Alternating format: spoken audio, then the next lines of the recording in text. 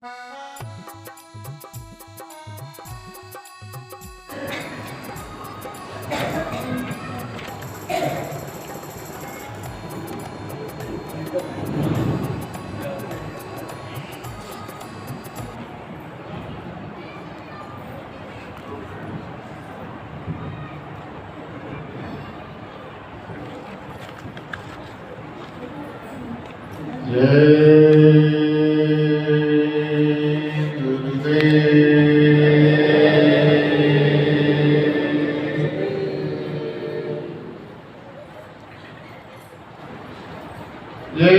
गुरुदेव। नाम किसका?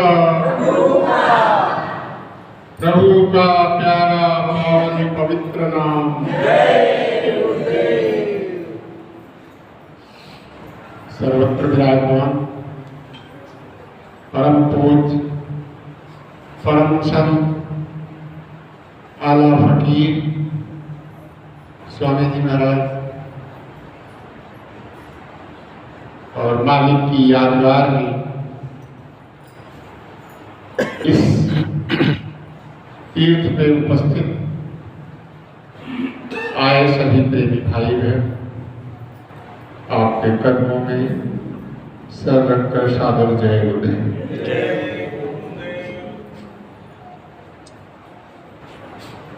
आदेश भाई साहब ने दिया, मैं तो विश्राम बैठ के सुन रहा था, सुनना ही चाहता और सुनने के ही नाते मैं सही से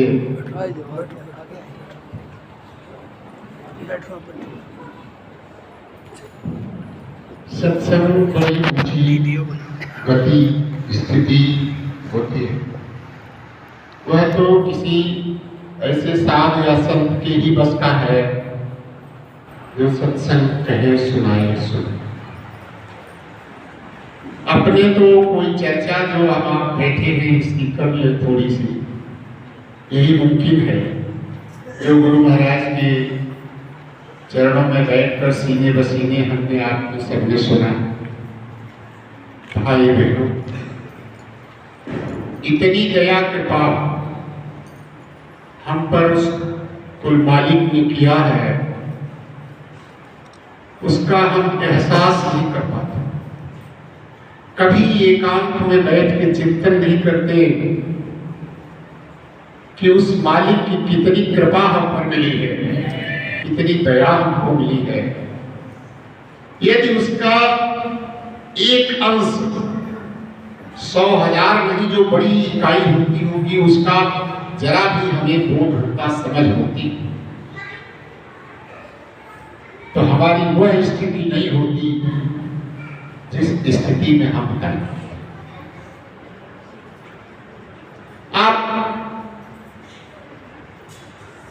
अपने दिल पर हाथ रखकर खुद से ही प्रश्न करें कि हमें कुछ मिला है। कभी हम ऐसा एहसास करते? जो मिला है उसकी बात करो, जो नहीं मिला उसकी तो बड़ी शिकायत है नहीं? 30 साल से 25 साल से सब बामत से हम लगे हुए हैं, लेकिन हमारे पड़ोसी की और सत्संगियों की ऊपर तो बड़ी कृपा गुरु महाराज की है। बस हम आगे हैं, ऐसा हम महसूस करते नहीं? कभी शिकायत मन में आती है कि नहीं? अश्रद्धा कभी पैदा होती है कि नहीं? क्यों कि इतनी सेवा करते हैं, इतने दूर दूर शाकाहारी के प्रचार में और आवागमन होता है। वह स्वाभिमान कहिए या शुद्ध रूप में अभिमान कहिए, पाले जरूर हम रहते हैं, लेकिन सही बात यह है कि ऐसे दयाल दाता सद्गुरु हमको मुफ्त में मिले, मुफ्त में हम पर दया कृपा किया उन्होंने, अहेतुक कृपा। कबहू करी करुणा देत ईश सभी स्वभाव दया कृपा उनका स्वभाव है। बंदों गुरु पद कृपा सिंधु नर रूप हरि। वह जो एक अरूप अनम है वह हरि हमारे आपके सामने गुरु के रूप में आए। लेकिन दुर्भाग्य हमारा है, संयोग हमारा है, अकर्मणता हमारी है, बेहोशी हमारी है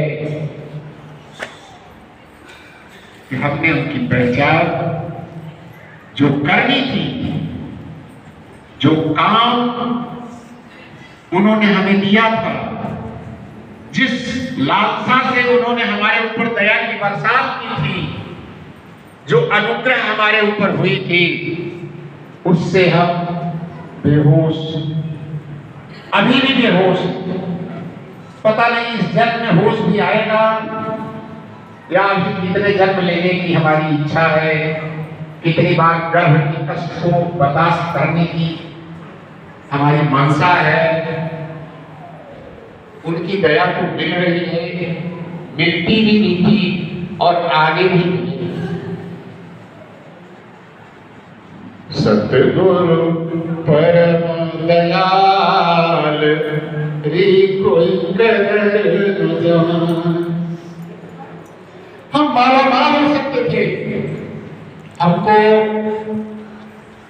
जो काल भगवान की देश की नागरिकता हमको मिली है, हम भारत देश के नागरिक हैं, इसके साथ ही दया देश की नागरिकता मालिक ने हमको सौंप दी। और सब वचनों में आया है, मिला वक्त अब तखत नशीली छोड़ पान अब घुर विधियां। जो घूरे में कचरा बीनने की हमारी आदत है, इस खारिज मसाले के देश में हम जो इकट्ठा करना चाहते हैं, दिल पे हाथ रख के पूछिए, क्या किसी खारिज मसाले की देश की नागरिकता को बरकरार रखना चाहते हैं या उस अरामी खाम की नागरिकता को सार्थक करना चाहते हैं? कोई अलग से कथा करनी नहीं, चर्चा करनी नहीं, आप विचार करो। अगर एक पैसा भी हमारा ये इरादा होता कि हम अपने उस घर चलना चाहते हैं, तो मालिक का वह लक्ष्य जो संतों के 10 मात्र से पूरा हो जाता है। हम तो अजान थे, हम तो बेहोश थे, हम तो सो रहे थे, ओह निशा जब सो निहारा। इसमें कोई नई बात नहीं। जो भी मां के गर्भ में आया, थोड़ी देर उसको होश हुई। क्या होश हुई कि कहां हम हैं, कहां हम थे और कहां हम जाने लगे। यह होश जब आया, तब हमने बड़ी आरजू मिन्नत की, थोड़ी सी समझदारी का हमने परिचय दिया, कष्ट को देखा और प्रार्थना किया, अब प्रभु कृपा करहु यही भांति, सब तजी भजन करब दिन राति। रात को तो करेंगे ही करेंगे, दिन शब्द पहले कहा, वादा किया कि दिन भर करेंगे, रात भर करेंगे, कोई काम हो ना हो, सोना जागना, खाना पीना, कमाना खाना हो ना हो, लेकिन भजन करेंगे। भाई बहनों, ये बताओ, ये वादा हमारी तरफ से क्या हमारे माता पिता ने किया था? इस शरीर के माता पिता थे? अरे आप बताओ कुछ, ये तो चर्चा है। ये वादा किसने किया था? हमने इस कष्ट को महसूस किया था, लेकिन पैदा होने के बाद भूमि परत भाठावर पानी, जीवी जीवही माया लपटानी। फिर हम परवश हो गए, विवश हो गए, लाचार हो गए। हमको आईसीयू का इंजेक्शन मिल गया और हमारी समझ मन बुद्धि चित्त अहंकार ने खत्म कर दिया। खत्म सा कर दिया, खत्म तो नहीं था, खत्म कर दिया।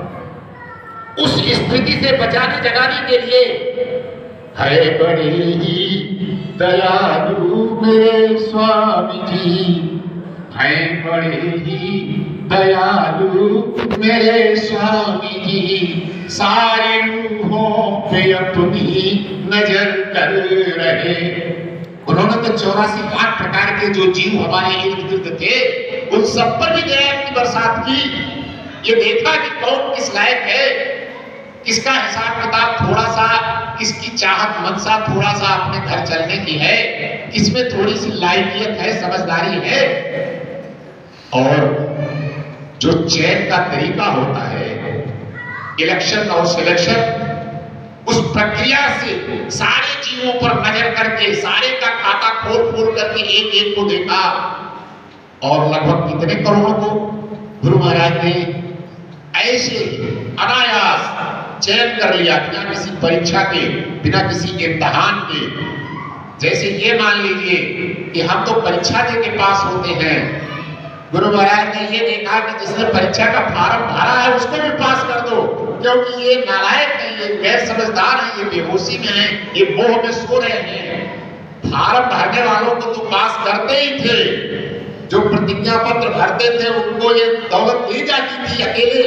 बहुत से भाई जो पहले के समय के हैं जानकार, वो जानते हैं कि सत्संग भले आपको सुनाया लोगों को, लेकिन दौलत खास को दिया जो परीक्षा में फॉर्म भरते थे। भरते थे कि नहीं भरते थे? और ये देखा कि ये इतने नादान हैं, ये फॉर्म भी नहीं भरते, तो खुले मन से गुरु महाराज ने लुटाया। आप बताओ और क्या कर सकते थे गुरु महाराज? हमने तुम्हारे लिए पर्चे छपाए, गली गली में खूब जल से रचाए, समझो ना समझो ना समझो ना न तो जाने भाग्य तुम्हारा। फिर हम उसी प्रारंभ कालहि कर्महि ईश्वरहि मिथ्या दोष लगाए। हम तो बहुत सार्थक हैं, बड़े पहलवान हैं, बड़े ऊंचे सत्संगी हैं, बड़ी ऊंची गति हमारी है, लेकिन कर इसलिए नहीं पा रहे हैं। क्या क्या कारण हम आप दर्शाते हैं, आप अपने मन से पूछो, ईमानदारी से आप खुद का चिंतन करो। ये ऐसा अवसर है, यदि एक बात भी समझ में आ गई और मूल बात समझ में आ गई, गुरु महाराज का आने का, हमसे मिलने का, हमें दर्शन देने का, हमारे ऊपर कृपा का बरसात करने का केवल केवल केवल एक मामला था, एक लक्ष्य था, एक काम था। और जब शुरू में गुरु महाराज के प्रचार सत्संग के होते थे तो वो बात सबसे सामने मोटे मोटे अक्षरों में लिखा जाता था। बहुत से भाई बहनों को याद होगा, हम आए वही देश से, हम आए वही देश से। बहुत दूर है, इशारा ही था, ये करीब में नहीं है, अड़ोस पड़ोस में नहीं है, यूपी एमपी और महाराष्ट्र का मामला नहीं है। जहां तुम्हारो धाम, कितने प्यार से समझाते हैं ये इंसान आदमी, जहां के तुम रहने वाले हो वहीं के हम, वहीं से आए। आप सोचो कितनी सुखद, कितना अपनत्व। हम आप घर से बाहर निकल करके, अभी तो उत्तरांचल अलग हो गया, हमने नौकरी की शुरुआत पहाड़ों से की थी, अल्मोड़े में, जब यह काशी का यज्ञ चल रहा था। तो आज से बताते हैं, पहाड़ का नक्शा दिमाग में नहीं था, ये सोचते थे कि रास्ते में तो जरूर ऊंचे ऊंचे पहाड़ हैं, लेकिन अल्मोड़ा जिला जहाँ हेडक्वार्टर होगा वहां तो समतल मैदान होगा, वहां ऑफिस सब एक लाइन से होंगे जैसे मैदान में होते, कभी पहाड़ में देखा नहीं। और जब गए तो बस अड्डा यहाँ पे है, गैस ऑफिस 1 किलोमीटर ऊपर, बेसिक ऑफिस 3 किलोमीटर नीचे। आप सोचो एक ऑफिस जाने आने में कितनी कठिनाई थी, फिर वो स्कूल कैसा होगा, फिर वो बच्चे कैसे आते होंगे, ये सब देख के एक बार भी ये हुआ कि हम यहाँ नौकरी नहीं कर सकते। उस पहाड़ में, पहाड़ के समय में कहीं 5 साल में रहा, और अगर ये पता चलता था कोई फर्रुखाबाद का, कोई फिरोजाबाद का, कोई जो है अहमदाबाद का, कोई दूसरे प्रांत का मैदान में आदमी आया है, तो ऐसा लगता था जैसे मेरे पड़ोस का आदमी। वहां एक फीलिंग चलती थी, पहाड़ का मैदान। जौनपुर के सुल्तानपुर का कोई आता था तो लगता था कि अपने एकदम घर का आ गया, और अगर जिले का आ गया तो समझिए अपने परिवार का आ गया। ऐसा ऐसी प्रेम की भाषा महापुरुष, उनके पास प्रेम है, उनके पास दया है। उसकी कितनी वर्षा गुरु महाराज ने हमको आपको की, कितना रिश्ता जोड़ने की हमसे आपसे की। और यहाँ तक कि जो सीनियर भाई वरिष्ठ लोग हैं, आप ये जानते होंगे कि गुरु महाराज ने तो कहना पड़ा कि हमको भी अपने परिवार का एक बच्चा मानो। कहा कि नहीं गुरु महाराज? लेकिन हमारी धृष्टता, हमारा अहंकार, हमारा बड़प्पन, हम इतने बड़े हैं, हम इतने ऊंचे हैं कि कह तो दिया हमने, लेकिन माना? अरे माना? हमारे घर का एक बच्चा जो स्कूल में पढ़ रहा है, अगर 1 घंटे किसी गाड़ी से जाता है, लेट हो गया, मानिए कि गाड़ी पंचर हो गई, ऐसा तो हो सकता है, दूसरी गाड़ी का स्कूल या प्रबंध तंत्र व्यवस्था करेगा, 2 घंटे बाद वो बच्चा आएगा, 2 घंटे में क्या हालत होती है? क्या हालत होती है?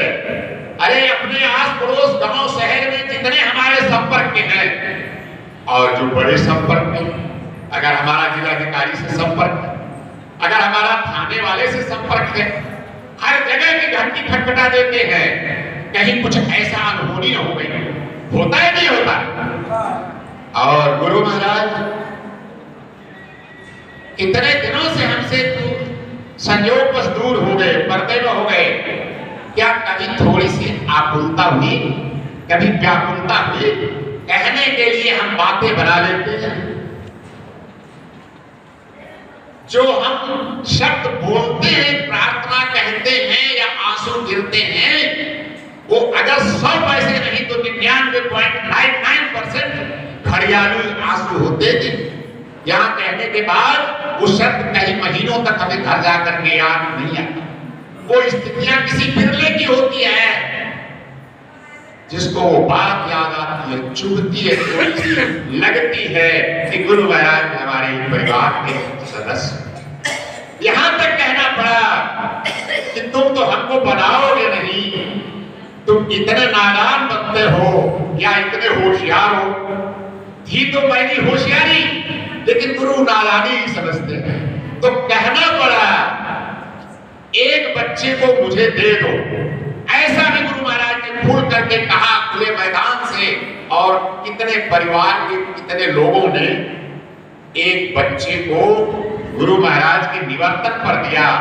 गुरु महाराज के यहाँ भेजा नहीं, रखा अपने पास ही, लेकिन उनके निवर्तन पर कुछ परिवारों से कुछ लोग, ऐसा हमने सुना। हे भाई, आप सोच हमें करना क्या चाहिए था, हम करते क्या है? बस इतनी सी बात, समय थोड़ा सा ही है, थोड़ी सी बात आपको बताना चाहते हैं। दादू साहब महात्मा हुए। दादू साहब ने कहा, दादू जैसा नाम था वैसा लीना नाट। दादू जैसा नाम था वैसा लीना नाट। क्या मतलब? जरा आप विचार दिमाग को डालो, जोड़ डालो। वो कहते हैं कि जो दया आपने दी थी, जो नाम की दौलत दिया था आपने, उसकी जैसी कमाई करनी चाहिए थी वैसा मैं नहीं कर पाया। कौन नहीं कर पाया? दादू साहब। क्या आपके मन में ये बात जगह बनाती है कि ये बात सही हो सकती है कि दादू साहब ने अपने गुरु द्वारा दिए हुए नाम की कमाई सही से नहीं किया? अरे आप बोलो कुछ। या दादू साहब कमाई करने में फेल हो गए या पास? पास नहीं, 101% पास, 101,000% पास। वही गति, वही स्थिति उनकी थी जो हमारे गुरु महाराज की, वही गति उदया उनकी थी, स्थिति जो साहब कबीर की थी। किसी संत की गति स्थिति में कोई फर्क नहीं होता। वो कहने दिखाने के लिए वो अलग बात है, लेकिन ये अलग बात है कि हमारे गुरु महाराज की जितनी दया की बरसात की, ऐसा अभूतपूर्व अलौकिक ऐसा तो हुआ ही। और दादू साहब क्यों कहते हैं? क्योंकि हो सकता है कि नौजवानी में उनको नहीं मिला नाम, हो सकता है उम्र ज्यादा हो गई हो सकता है कोई और बात नहीं होगी, लेकिन सारे सीमाओं के बाद भी उन्होंने उस नाम की कमाई भरपूर करके उस स्थिति को प्राप्त किया और कहते हैं कि हमको और करना चाहिए। और हमारी दशा कहां है? पसने में रख दे तराजू के, कहीं टिकेंगे? पूरे जितने करोड़ हम लोग कहलाते हैं सबको एक पसने में रख दे, एक तरफ दादू साहब को रख दिया जाए, कोई तुलना ही नहीं रखना, बात ही गुनाह है। कहते ये शरीर की सीमा है, ये शरीर थोड़े समय में छूटने वाला है और हौस रही मनमान। हमारे मन में ये इच्छा रही, ये ख्याल रहा, ये विचार रहा, ये चिंतन रहा कि अगर थोड़ा वक्त, थोड़ा समय, थोड़ा जवानी का पावर अगर मिला होता तो हम और उसको लग करके कमाई करते। हे भाई बहनों, वही एक रास्ता है आने का, वही एक रास्ता है जाने का। विकल्प हमारा है, हम आज चलना चाहते हैं कि अभी और गर्म की पीड़ा, जन्म मरण की पीड़ा जो बहुत कम हो, इस जीवन में जितनी पीड़ा, जितना कष्ट हम समझते हैं, आजीवन कारावास और फांसी की सजा से भी जन्म मरण की पीड़ा कम होती है कि ज्यादा? और हम उसको अभी सहने के लिए, आने के लिए तैयार हैं कि नहीं? हम कई जन्मों जन्मों तक, युगों युगों और कल्प की परिभाषा दिन में चर्चा में आई थी कि एक कल्प कितने का होता है। अभी हम कितने कल्पों से आ रहे हैं, उस पीड़ा को बर्दाश्त करना चाहते हैं। और अगर नहीं चाहते हैं तो एक भरोसा, एक बल, एक आस, विश्वास, इस विश्वास को दृढ़ रख करके वो जितनी सरल है, इससे सरल तो कोई रास्ता ही नहीं। रामायण लिखा है, सरल सुगम मार्ग यह भाई, सरल सुगम मार्ग यह भाई, भगति मोर पुराण श्रुति गाई। और क्या कहा? कहूं भगति पथ गवन प्रयासा। हम इतनी जन्म मरण की पीड़ा समझने सहने के लिए तैयार हैं, और जिस काम में कोई दाम नहीं लगता, कोई मेहनत नहीं लगती, केवल विचार, ख्याल को घाट को रोकना पड़ता है, उसको करने के लिए हम तैयार हैं। सोचिए क्या आश्चर्यजनक स्थिति हमारी है। कहो भगति पथ गवन प्रयासा, जपन जोग तप बखत उपवासा। आप अच्छी तरह जानते हो भाई बहनों, क्या इसमें व्रत और उपवास करने की भी जरूरत है? करने की जरूरत है। अभी कुछ दिनों में आएगा व्रत का, और हम में से कितने लोग व्रत रखेंगे? उस कठिन साधना को साधेंगे, कहां कहां जाएंगे, किसका किसका दर्शन करेंगे, कितनी भीड़ में जाकर के मारामारी करेंगे, लेकिन चुपचाप अपने घर में बिस्तर में खा के बिना खाए, नहाए बिना नहाए, सुबह दोपहर शाम 24 घंटे में किसी समय 24 मिनट का टाइम हम देने के लिए तैयार नहीं। चिंतन करिएगा, विचार करिएगा, क्या कारण है, क्या परेशानी है, क्या कठिनाई है कि हम कल्पों कल्पों तक जन्म मरण की पीड़ा सहने को तैयार हैं, और 24 मिनट 24 घंटे में देकर के अपने घर चलने के लिए किसी तैयार नहीं है। कहाँ विरोध है, कहाँ मुश्किल है, इस पे चिंतन करिएगा, फिर किसी समय चर्चा होगी। जय गुरुदेव।